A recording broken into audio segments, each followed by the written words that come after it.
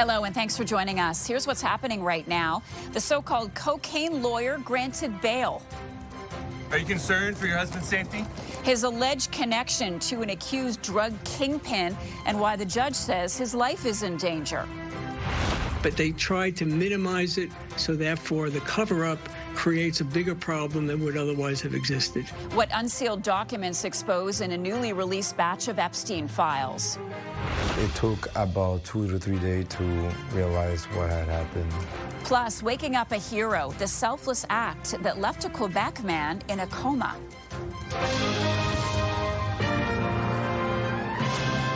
CTV National News with Sandy Ronaldo. I'm Marcia McMillan in today for Sandy. The lawyer who is accused of playing a role in the international drug trafficking operation of fugitive Ryan Wedding was granted bail today. An Ontario judge set bail at more than $5 million and said he believes Deepak Paradkar will cooperate with the justice system, if only to save his own life. CTV's John Woodward was at the hearing in Toronto earlier and joins us now with more. John. Marcia, Justice Peter Bodden said this is a case with very little precedent here in Canada. Should he release Deepak Paradkar, a Canadian lawyer who is calling himself cocaine lawyer on Instagram and is accused of offering advice to Ryan Wedding to kill a witness? In the end, Justice Bodden settled on releasing him, ruling that the 62-year-old will put down $5 million and be in house arrest under the supervision of his wife, a paralegal. Paradkar will be electronically monitored. Bodden said Paradkar's life is in danger whether he's in or out of jail, and he considered the submission by the Attorney General that Paradkar could escape with the network of fugitive Ryan Wedding. But, he said, the troubling reality is that these individuals are more likely to kill Mr. Paradkar than to protect him in exchange for silence. The most compelling reason to believe that Mr. Paradkar will attend court is that it may be the only way to stay alive. Mr. Paradkar is accused of offering similar advice to Ryan Wedding himself: kill a witness to escape prosecution. Marcia? Thanks, John. The U.S. Justice Department released a new trove of documents related to sex offender Jeffrey Epstein today. The latest includes about 30,000 pages of documents, and once again, many of them are heavily redacted. But they do provide yet another glimpse into Epstein's murky world and who is in it. CTV's Abigail Meeben now on what we learned today and what could come next. Abigail. Marcia, the latest document dump is more than 30,000 pages. There are photos and videos and, like previous batches, many redactions. Another deluge of documents about sex offender Jeffrey Epstein, including an email saying U.S. President Donald Trump traveled on Epstein's private jet many more times than previously reported. The trove includes a disturbing letter purported to be written by Epstein to Larry Nassar in prison, the U.S. Olympics gymnastic team doctor convicted of sexual abuse, reading in part, "Good luck. We shared one thing, our love and caring for young ladies and the hope they reach their full potential. And our president also shares our love of young nubile girls, and life is unfair." The letter doesn't mention Trump by name, and CTV News has not confirmed whether it is authentic. Late Tuesday, the Department of Justice said the FBI confirmed the letter is fake after flagging discrepancies such as a postmark from Virginia and not New York, where Epstein was jailed. Haley Robson is an Epstein abuse survivor and former Trump supporter. I would love to see number 47 get impeached over this. The Department of Justice posted this controversial message. Some of these documents contain untrue and sensationalist claims against the president, but doesn't mention specifics. It's troubling, to say the least. The statement now from the DOJ being on the defensive when it was really their job to release these documents, their job to properly redact victims' names, that they completely failed to do. What this whole thing is with Epstein is a way of trying to deflect from the tremendous success that the Republican Party has. The slow leak of heavily redacted information has been criticized by both Epstein victims and lawmakers as the scandal continues to plague the president and Republicans ahead of the midterm elections in 2026. Marcia? Abigail, thank you for that. CTV's U.S. political analyst Eric Ham joins us now from Washington with more. Eric, another day, another release of highly redacted documents. So is any of this getting closer to the president? Absolutely, it is. Of course, we know that with the release of the documents today, President Trump flew on the Epstein plane more than many people thought. In addition to that, when the documents were first released, of course, we got that mysterious documents that included the president that was mysteriously removed and then added back. So as we get each dump, more and more of the attention is focused not just on Epstein, but on President Trump as well. And we're also learning this afternoon that that letter Epstein purportedly wrote to Larry Nassar, another convicted sex offender, is fake. This is according to the FBI.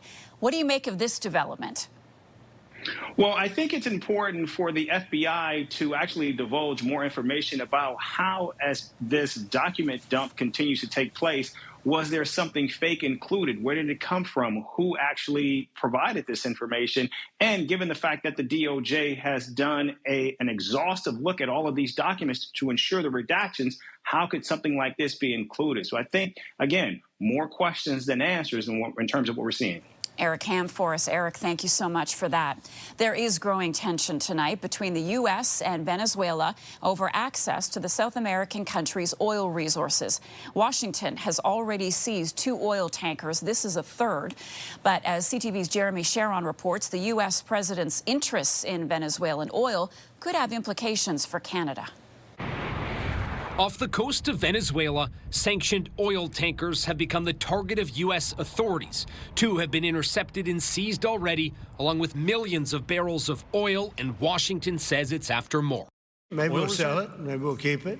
Maybe we'll use it in the strategic reserves. We're keeping it. We're keeping the ships also. The U.S. has increased its military presence in the Caribbean Sea. Trump ordered a blockade last week, calling it the biggest armada the U.S. has ever had in South America. Today, Venezuelans hit the streets in protest of the U.S. president they called Pirate Trump, who Monday had this warning for Venezuelan President Nicolas Maduro. He can do whatever he wants. It's all right. Whatever he wants to do. If he wants to do something, if he plays tough, it'll be the last time he's ever able to play tough. Meanwhile, the tension could have implications for Canada. Venezuela has some of the largest oil reserves in the world. They're primarily heavy oil and bitumen, which are very much like what Canada's reserves are here in Alberta in the oil sands. Political instability in Venezuela has given Canadian oil producers the advantage, but if that changes, it could mean increased competition. This makes it all the more important for us to think about sending our oil again to the Pacific, to a Northwest Pacific pipeline, knowing that the Asian market is growing.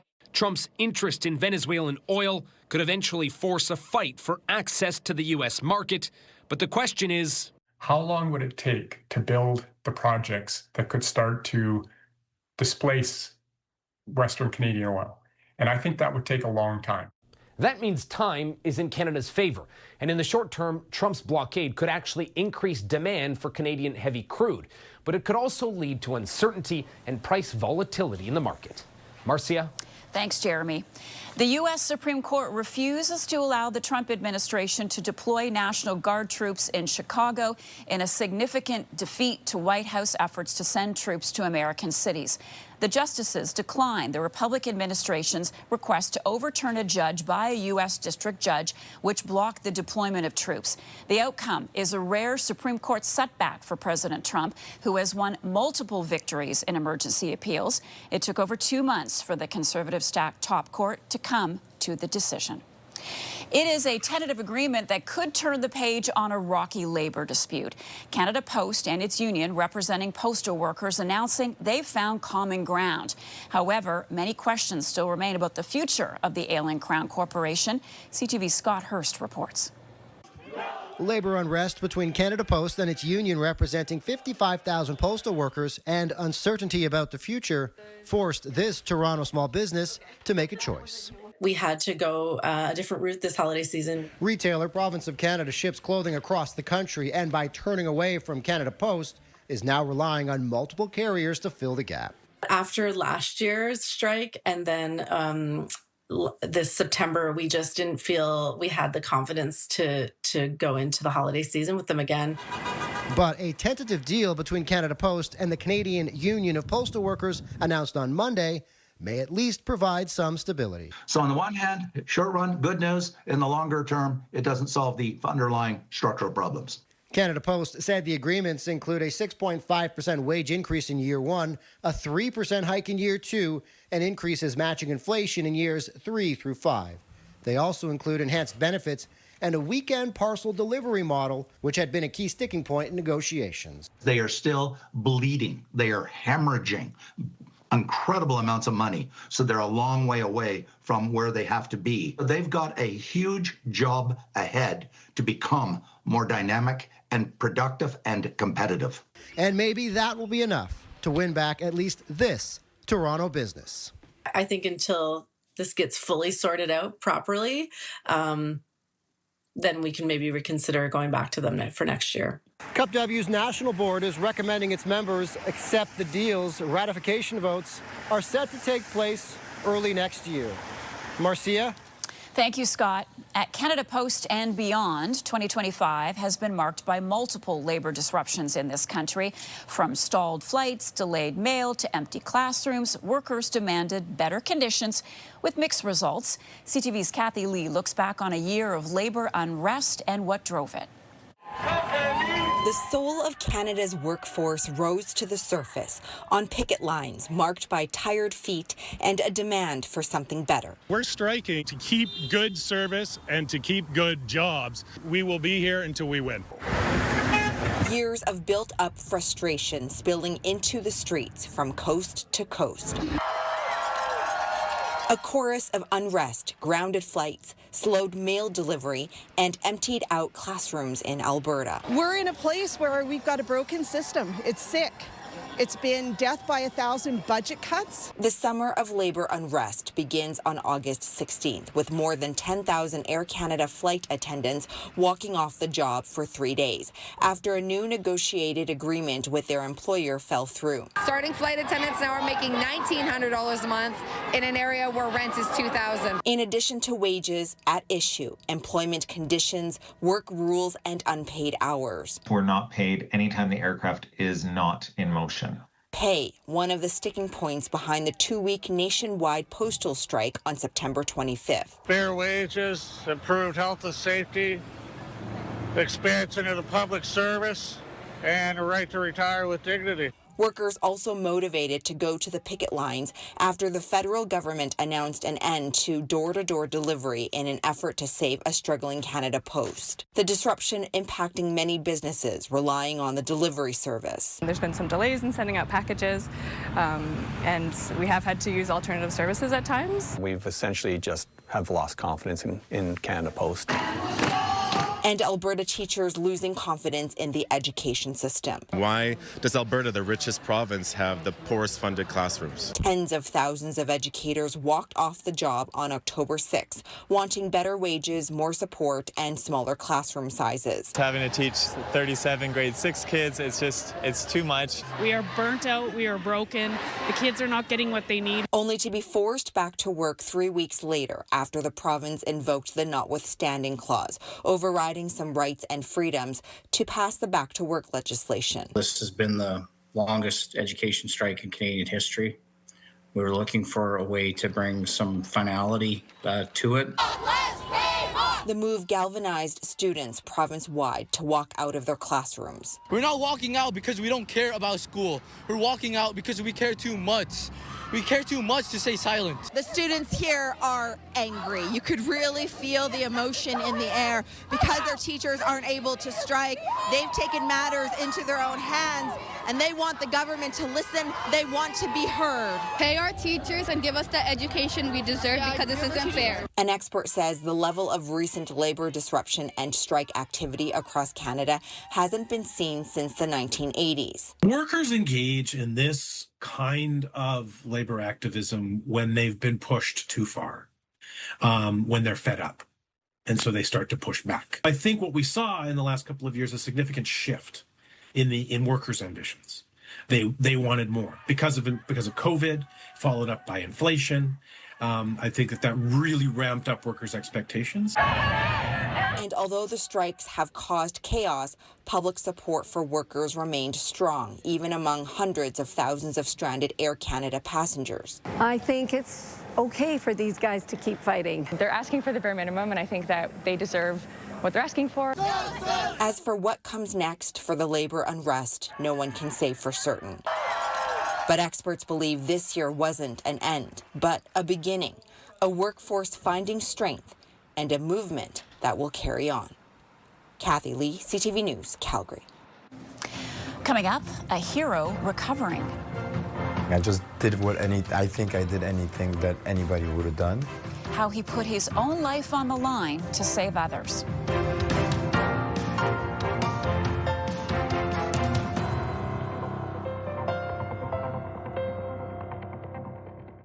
A community outside Montreal is rallying around one of their own after the father risked his own life to save others from a burning building last month. Paul-Henri Sylvain made sure all his neighbors got to safety and suffered serious injuries in the process. Now, for the first time, Sylvain is talking about his ordeal. CTV's Sweeta Rassi reports. Paul-Henri Sylvain is slowly starting to feel like his old self again and is finally able to have some quality time with his daughter. Did you believe that I was going to be okay for Christmas? Yes. 100%? For 2 weeks, he was in a medically induced coma, and when he finally woke up, everything was a blur. It took about 2 to 3 days to realize what had happened. What happened began on November 15th in Lachine. Sylvain woke to a fire inside his home. His first instinct was to make sure all his neighbors got out of the building safely. After that, he ran back inside and tried to put out the fire. But Sylvain suffered serious injuries. Burns to his body, and his lungs and airway were badly affected. Sylvain doesn't like to talk about the fire, and he doesn't consider himself a hero. Well, I kind of laugh at the hero thing. I just did I think I did anything that anybody would have done. I'm just happy everybody was safe. His focus now is healing and making up for the time he lost. I'm just really happy that I could take care of my daughter. That's my most important thing. As Sylvain recovers, he's surrounded by friends and family. His biggest supporter, his 9-year-old daughter, Eva. I knew he was going to be okay, so I was not really worried because I knew he was going to be okay. All Eva wanted this Christmas was for her father to wake up, but doctors couldn't promise he would be released. Clearly, they underestimated Sylvain. When I got out of bed, the nurse was like, "You can't walk." And as soon as I left the room, I started walking on my own, slowly and surely. While there's still a long way to go, Sylvain will get to leave the hospital on Christmas Eve, meaning his daughter's wish will come true. Sweeta Rassi, CTV News, Montreal. And a heartwarming end to an icy rescue of a stranded dog. Earlier this month, Saskatoon firefighters attempted this river rescue. Nathaniel Crone and his team were called to retrieve a dog stuck on the ice. They inched closer using an inflatable boat and got close enough to hook on a leash and bring the 3-year-old pit bull boxer on board. Now Crone has decided to adopt the dog. We tried calling out to him, and he's just sitting in the middle of the river, just shivering and scared and not moving from his spot. When no owners came forward to claim the dog, Crone didn't hesitate when it was put up for adoption. He named the animal Striker after the boat used to rescue him. The firefighter says the dog is thriving in his new home and giving a morale boost at the fire hall. We'll be right back.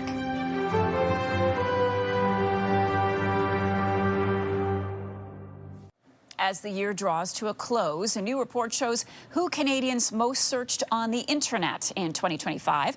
Prime Minister Mark Carney topped the list of most searched Canadians, while his predecessor, Justin Trudeau, came in second. Former NDP leader Jagmeet Singh was the only other politician on the list at number 5. Homegrown pop stars Justin Bieber, Tate McRae, Drake, and Shawn Mendes also piqued the curiosity of Canadians. So did film stars Ryan Reynolds, Ryan Gosling, and Rachel McAdams, rounding out the top 10. Police in British Columbia are investigating after some Grinch-like behavior was caught on camera in Chilliwack. The footage shows a suspect stepping up and smashing Christmas lights around a pole. The group damaged other festive decorations as well. Police say more officers will be patrolling the area to prevent further vandalism as they work to identify the 5 suspects involved. And a California mom tried to stop burglars from fleeing her home by ramming her car into their getaway vehicle. The woman was on the phone with her mom, who was watching her 3 kids, when the burglars attempted to break in. The woman rushed home in a panic, smashing into the suspect's car when she got there. 3 people took off running from their damaged vehicle. When police finally arrived on the scene, they collected evidence, certainly a run-in that anyone involved is unlikely to forget.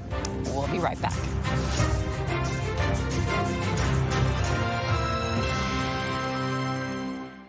For many food banks across the country, this is the busiest stretch of the year, and Canada's smallest province is no exception.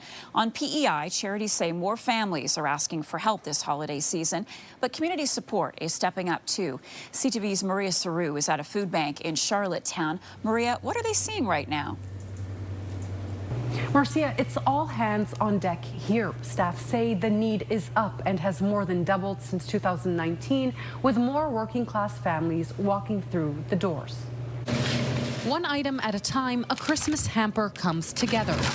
At the Upper Room in Charlottetown, food bank staff and volunteers are in the final push, making sure holiday baskets are ready for more than 1,200 families relying on the help. It's the cost of groceries, the cost of rent, the cost of keeping their car running, whatever it may be, but those are the things that we hear consistently. It's just that things are so expensive. Executive Director Mike McDonald adds, more and more the people lining up are employed, but their paychecks just aren't keeping up. And seniors on pensions or fixed incomes are struggling too. Almost 35% of people using PEI food banks are employed. And so it's a pretty staggering number. These are just some of the boxes. Over in Summerside, the Salvation Army says it's already distributed hundreds of holiday boxes, with calls still coming in. It was about 312 Christmas hampers, so we did see a very big demand this year. A lot of working class families now, and it's due to inflation and the increased cost of living. Charities say the demand doesn't end after the holidays, and communities keep showing up year-round to support their neighbors. The Upper Room Food Bank and the Summerside Salvation Army are still accepting donations, saying turkey, broth, and gravy are in high demand, but all items are appreciated. Marcia. Thank you, Maria. That is our newscast for this Tuesday. I'm Marcia McMillan. Thanks for sharing your time with us. We'll see you tonight on CTV National News.